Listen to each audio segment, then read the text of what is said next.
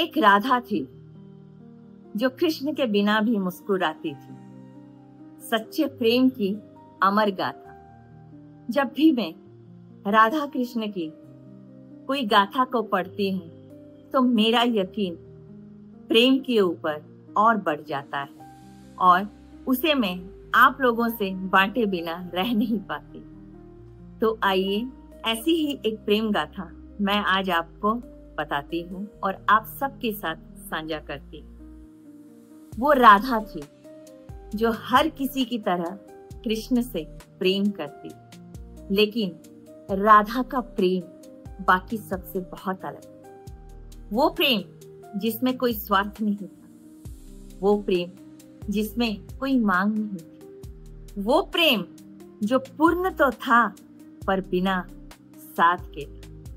राधा जानती थी कृष्ण इस धरती पर सिर्फ उनके नहीं, वे तो सबके हैं।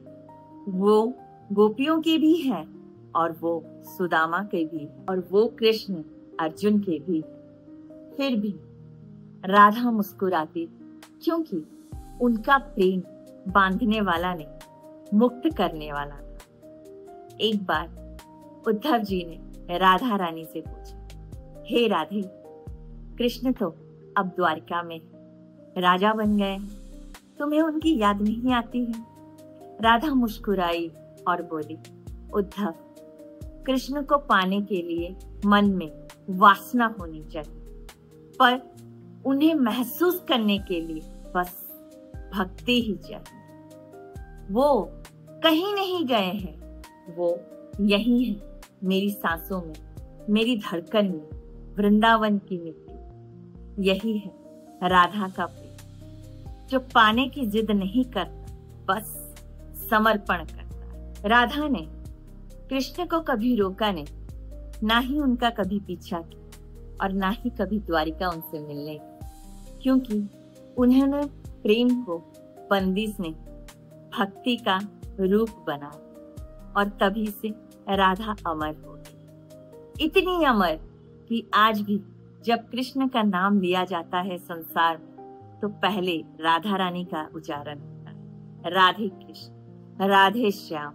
राधा माधव, राधा रमन, जय जय श्री राधे इसीलिए कहा जाता है, क्योंकि राधा रानी का नाम लेने से भगवान कृष्ण अति शीघ्र आपके पास पहुंच जाएंगे और आपकी भक्ति से खुश हो जाएंगे। कोई प्रेम इतना शुद्ध हो सकता है?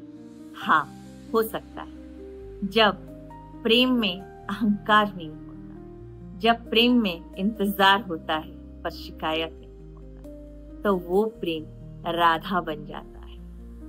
आज अगर आप टूटे हो, बिछड़े हो, अकेले हो, तो बस एक बार राधा रानी को याद करो, क्योंकि राधा रानी ने ही तो हमें सिखाया है कि प्रेम सिर्फ साथ जीने का नाम नहीं, बल्कि बिना साथ के भी निभाने की ताकत का नाम है प्रेम।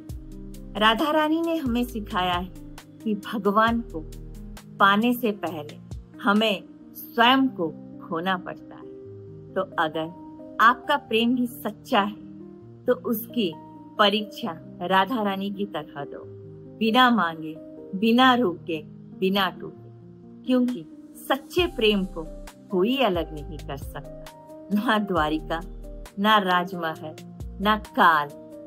राधा तो आज भी वृंदावन में और भगवान कृष्ण आज भी उनके नाम से पूजे जाते हैं।